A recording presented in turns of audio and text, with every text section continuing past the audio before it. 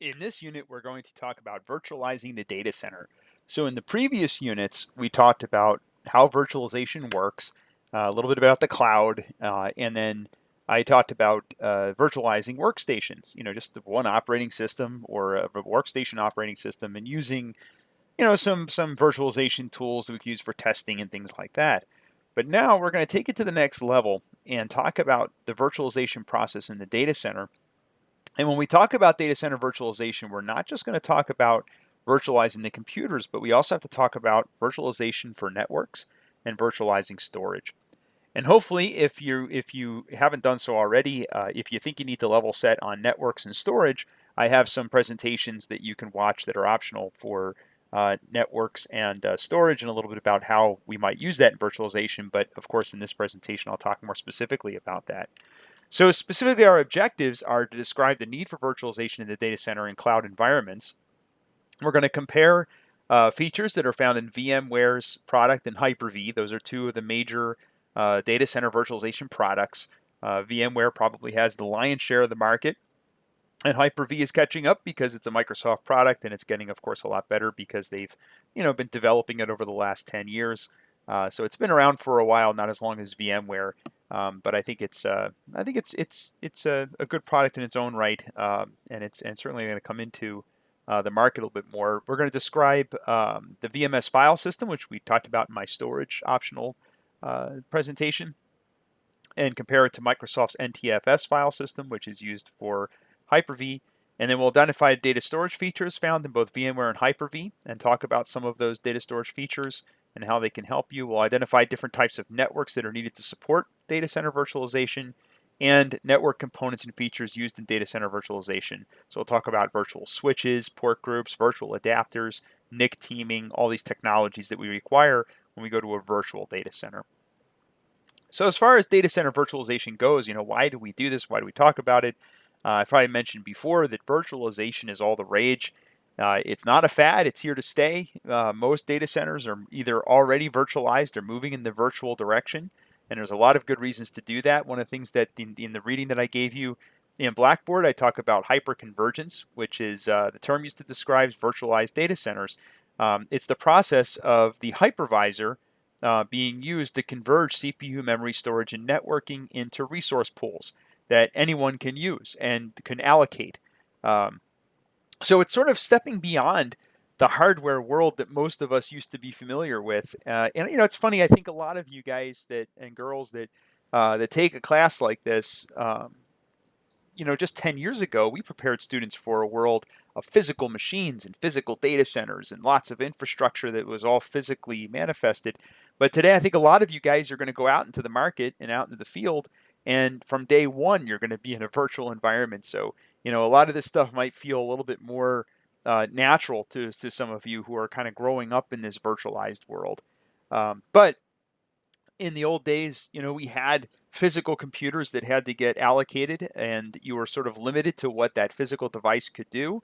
But today, with virtualization, you can use these resource pools, and you'll see this in the cloud as well. So next week, I'm going to talk about, in the next unit, I talk about clouds and how we can use resource pools in the cloud, and you'll see how that works. And certainly you'll find out how much how much more powerful that is to be able to do that. So that's what we're talking about with hyperconvergence. And then the software-defined data center, or SDDC, you're going to see this a lot in the VMware lab. So I gave you 3 labs that you can do for VMware using their lab environment, where you can use their products in sort of an open lab environment. They give you some tasks that you go through to learn a little about their products. And I give you 3 labs because I'm going to have you use vSphere to learn about computational virtualization, which is virtualizing the computer, using some tools that VMware has for network virtualization and some tools they have for storage virtualization and products they have for that. And you'll go through some of those labs. But the software-defined data center is used to describe a hyper-converged data center in which all the hardware resources are abstracted into a virtualized pool of resources. So basically, it's all software-defined, right? So everything is in software now. And the software is sort of controlling all of these physical hardware resources. So data center virtualization gives us high availability. High availability is maintaining access to systems through failure or even in spite of failure. And not just for failure, it could be things that are brought down for planned maintenance. It could be moving to different regions and things like that.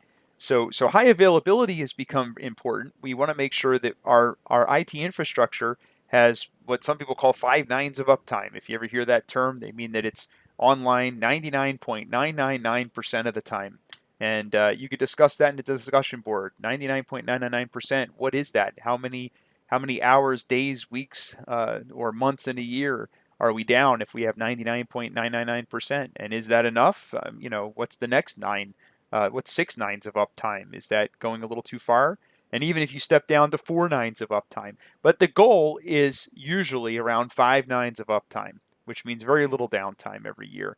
And we can achieve that through virtualization. Virtualization is a tool that we have to try to get to that high availability networks or to those high availability environments.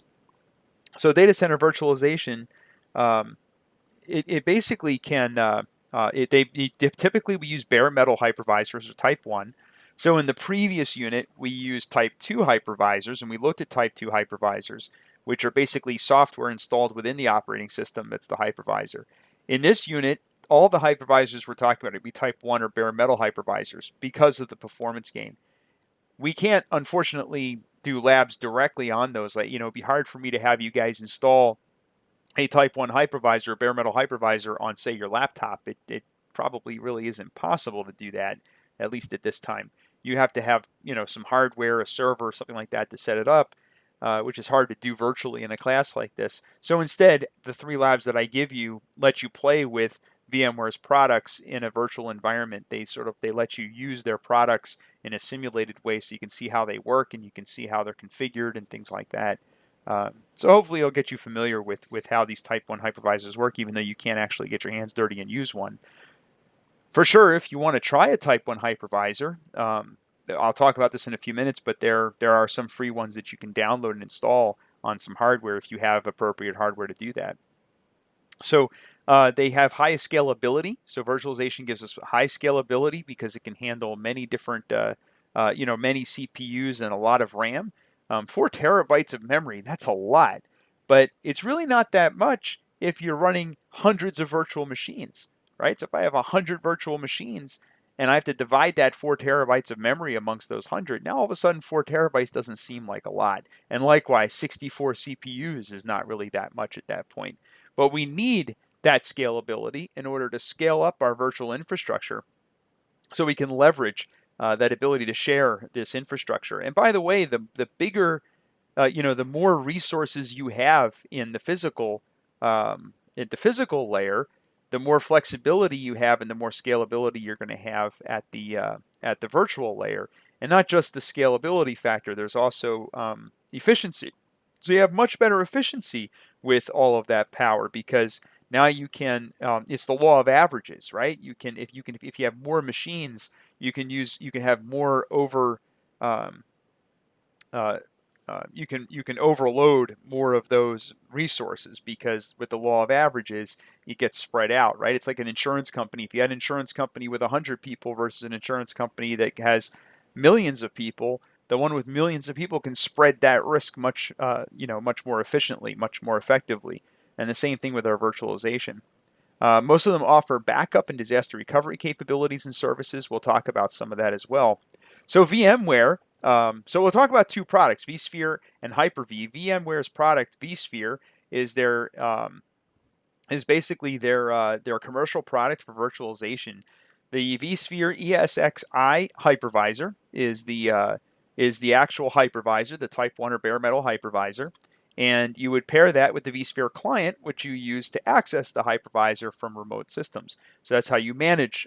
So once you install the hypervisor on or the bare metal virtualization platform on some hardware, you then manage it from the vSphere client. You really never have to connect directly to the server to manage it. You can if you want to. There's certain things that you can do, but there's actually a lot of things that you can't do right from the server that you have to use the vSphere client to do more effectively, unless you're a real whiz with the command line. But even then, a lot of that stuff is not documented with VMware. Then there's the vCenter server. So with vSphere 5, VMware redesigned their hypervisor to provide improved performance and reliability. Gosh, this sounds like marketing, right? Removing the GUI console in the process and naming the new hypervisor ESXi. So there's no more GUI console on the server itself. You have to use vSphere client, as I was saying before. All right, so the core of the vSphere ESXi hypervisor is the VM kernel. So the VM kernel is basically their operating system, right? That's the core of their operating system. It controls all VM access to the host computer's hardware. So here are the two versions of ESXi. So there's on the left side, well, so the platform is host, and then you have all these different resources like logical processors, physical memory, SLAT support, ballooning support, et cetera, et cetera, et cetera. So on the left side is the free version of vSphere hypervisor with vSphere client, and on the right side is the commercial or licensed version of ESXi with vCenter server. So on the left side is what some people call the community version, and the right side is the licensed version. So those are the specs that you get. And gosh, in this table, they look exactly the same. I don't know if I copied these wrong into this table, but certainly something to take a look at. Maybe post something on a discussion board about that. Maybe compare the free version of VMware's ESX server with the licensed version of ESXi, and maybe you can compare, what's different about them, what's good or better, and why you would pay for the licensed version. But they do have two versions, and I run the free version in my data center, and it works fine. The community version, I've had it for a really long time though. I haven't really upgraded that version. We also use Hyper-V, which obviously you pay through Microsoft licensing. It comes with 2016 server and 2008 server. Came with a license for it as well. So as far as performance features, for the free version, you get 8 CPUs per VM. And with the licensed version, you get 128 CPUs per VM, up to, I should say. So active VMs per host, 1024. That's an awful lot. They both support that. They both have up to 4 terabytes. It looks like the free version does not support clustering. It doesn't have the vCenter server. It doesn't support load balancing. It doesn't support high availability, but the paid version does. Okay, so then we have some proprietary features of VMware, like non-uniform memory access, which is a memory management protocol, transparent page sharing, or TPS, which allows identical pages of memory to be shared between different VMs. If you have the same operating system or the VMs doing the same thing, they can share that, sort of like linked clones, which we talked about before. And then you have the memory compression feature, which VMware has, which basically lets you better utilize your memory. Basically what it does is it takes memory that is not being used, and it compresses it and stores it on disk. And then when you call up that memory, or when you're actively using that memory, it uncompresses it and puts it back into physical memory so that you can use it. So it's just a little bit more efficient. I don't know what the performance hit is for using that, however, but that'd be an interesting discussion.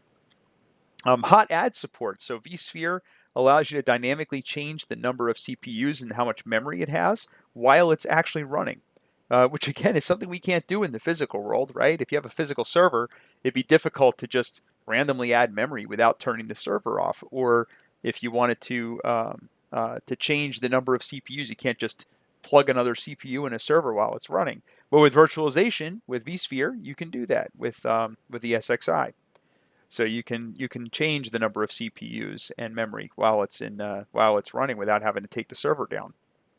Hyper-V first came out as a Type 1 hypervisor with, so we're switching gears here. Now we're talking about Microsoft's product, which is Hyper-V. So it came out with Windows Server 2008. Since then, there's been a number of releases.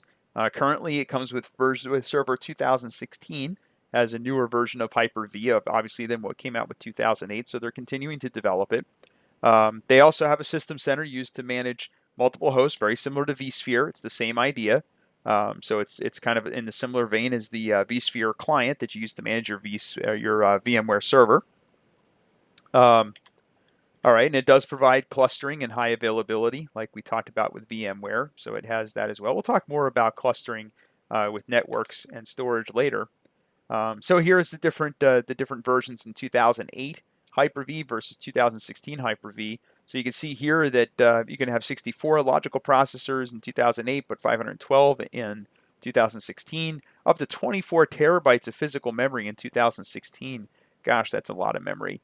And then virtual CPUs per host, it was 512 in 2008, 2048 in 2016. Good Lord, that's a lot. So pretty good specs here, and it'd be interesting to compare these to VMware. That would be an interesting exercise in a discussion thread if you wanted to do a little discussion about that. Compare 2008 and 2016, or compare VMware to Hyper-V as far as commercial virtualization products go. All right, so we talked about vSphere, we talked about Hyper-V, which are two options we have for data center virtualization.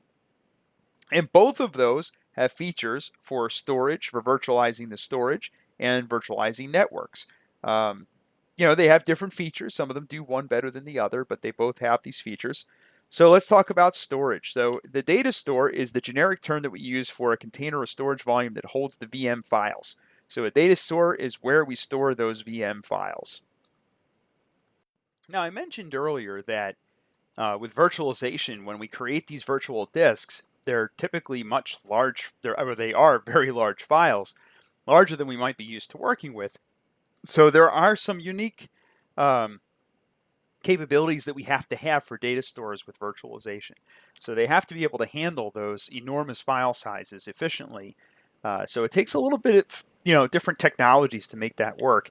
And both vSphere and Hyper-V have these some capabilities to handle some of these additional considerations with storage.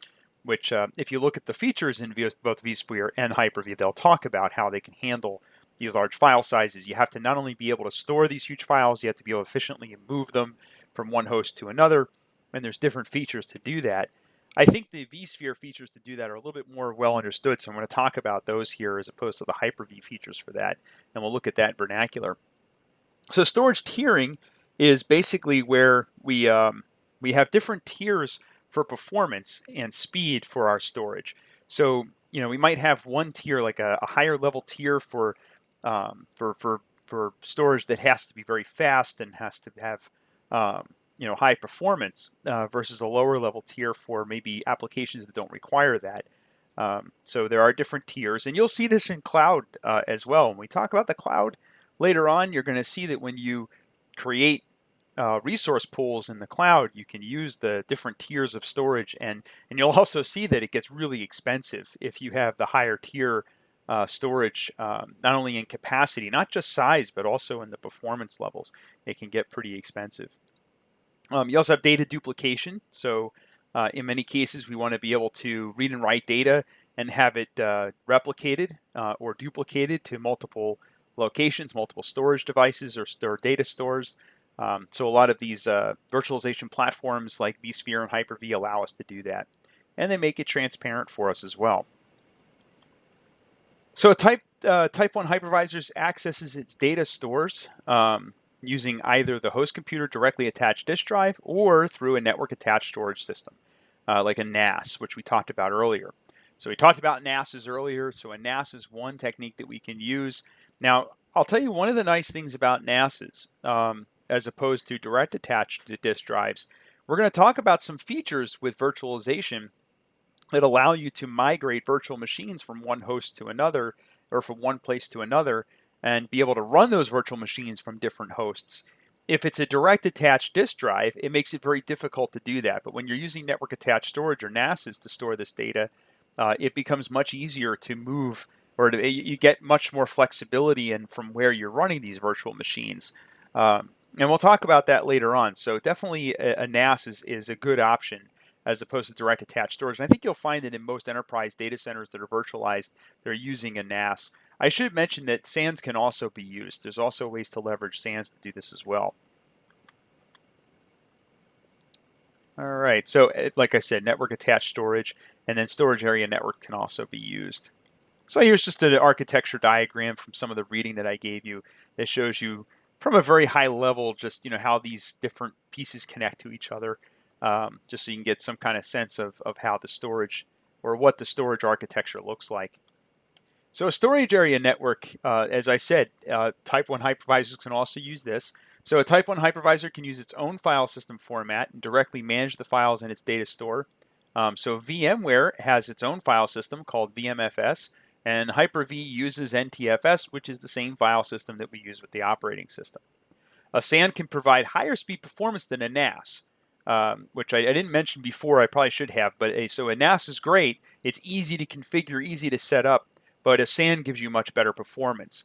Now, I will tell you that one of the disadvantages with the SAN is you're going to be locked into the technology once you use a SAN. So if you decide to use VMware's vSphere product and ESXi, and you connect to that SAN, and you're going to use that SAN, that's great. You can do it, but you are going to be, and if you set up the file system as VMFS, then you are kind of locked into that.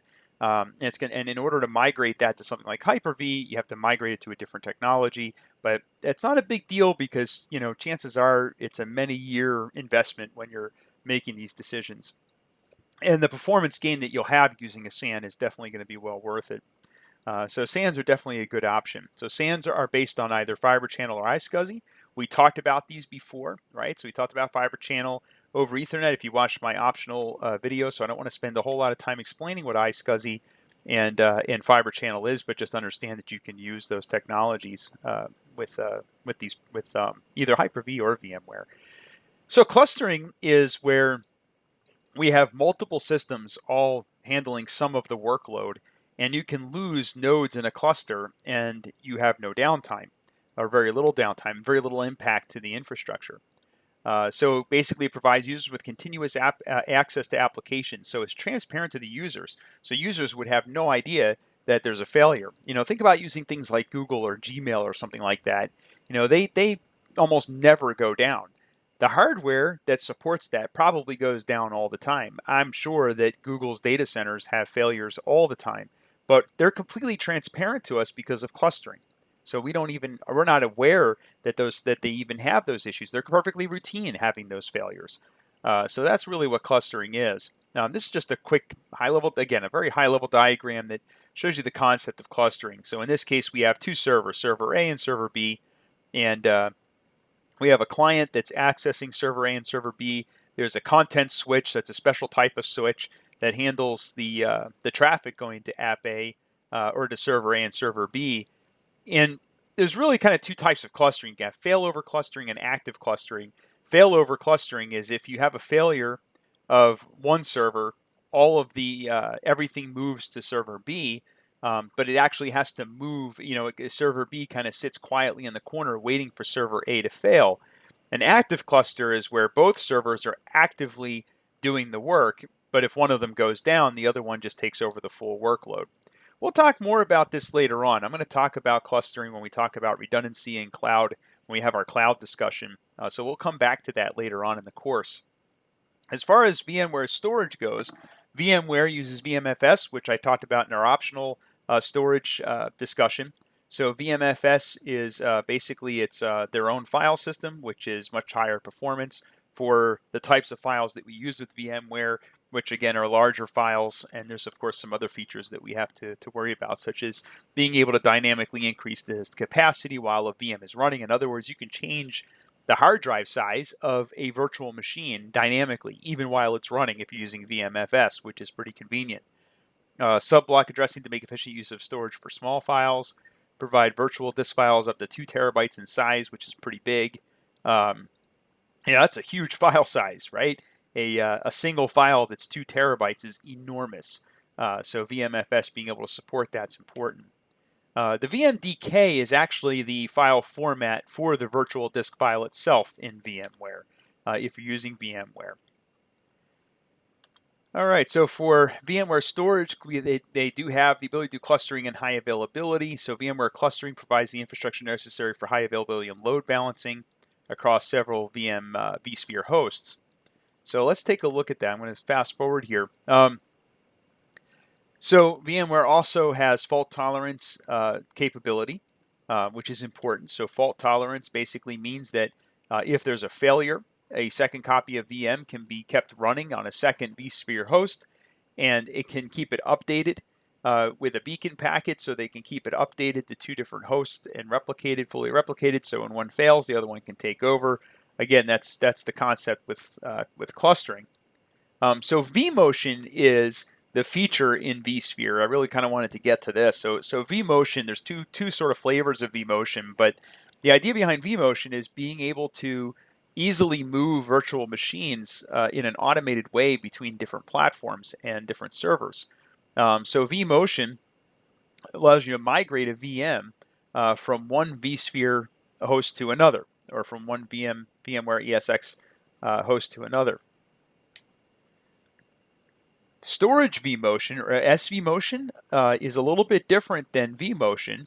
Instead of being able to move the virtualization front end, it allows you to move the actual storage of the virtual machine between different hosts. So I want to pause here for just a second, and I want to clarify vMotion versus SVMotion. So imagine if you have a shared network drive, right? So we talked about SANs, we talked about NASs. Imagine if you have this shared storage device and you've got two ESXi or two VMware servers that are pointed to that same storage. Well, what you theoretically could do, let's say, they could both see the same files on that SAN or on that NAS. And I know I said before that usually with SANs you don't share the files, but this can happen with VMFS. So let's say you had two hosts that both have access to all the same files in the same file system. And I have a virtual machine. All the files for a virtual machine, the virtual disk and the configuration data and all that stuff is sitting in that shared storage device. Server number one can access that SAN and run that virtual machine. But then if server number two, let's say server number one is too busy and I want to move that, I want server number two to take over control of that virtual machine. So what I could do is I could basically tell VMware, transfer control of that virtual machine from host number one to host number two. So now host number two is in control of that virtual machine. The beauty of vMotion is that can happen without any interruption in service to that virtual machine. So there's no interruption in accessing and using that virtual machine. The users, it's completely transparent to the users that control of that VM has shifted from one server to another. It doesn't matter. So that's one of the nice things about vMotion. So SVMotion, however, what that does is it moves the files. So let's say you've got two SANs and you want to move the virtual machine from one SAN to another. SVMotion is what's going to handle the movement of the actual machine itself. So that's going to be SVMotion. So they're a little bit different. All right, so distributed resource scheduler is a feature of vCenter, vSphere. So it uses vMotion to balance workloads. So I just talked about how I can have multiple servers that can point to the same storage to control these virtual machines. So let's take, for example, a scenario where you've got 4 VMware host servers that all have access to the same storage. You don't want one of those servers doing 90% of the workload. You want to try to spread that workload out amongst those 4 servers. So one of your techniques might be, okay, I'm going to take 10 machines and assign it to VMware host 1, another 10 to number 2, the other 10 to 3, and the other 10 to number 4. And altogether I have 40 virtual machines running, and each, 10 of them are each of the different machines. But let's say that at some point in the day, everyone is using the 10 machines on host A and no one is using the machines on host 3, 4, whatever. So what vCenter allows you to do is automatically transfer control of those VMs to the other nodes so it can automatically balance out the load between these different nodes. So that's what vCenter does along with vMotion. So as far as the storage goes, I kind of talked about this before, but here's an image kind of showing you that concept I was talking about, where not only can vMotion change who's controlling the virtual machine, but SVMotion is the mechanism that allows you to move a virtual machine from one SAN to another, from one data store to another data store. So that's SVMotion. That's the feature that allows that to happen. So with VMware, they have the ability to virtualize storage. So virtual SAN is their technology to do that. So basically you can virtualize your storage. So when I was talking about these pools, these resource pools, with VMware, you can create these resource pools for storage and you can assign it to to systems in the data centers. This is, the virtual machines in the data center can utilize that storage. You can even, you can mount it from within the machine. You don't have to do it from VMware. So you connect to it with iSCSI, for example. All right. So as far as Hyper-V goes for storage, so Hyper-V does support iSCSI and Fiber Channel. It does have clustering and high availability, like we talked about with VMware.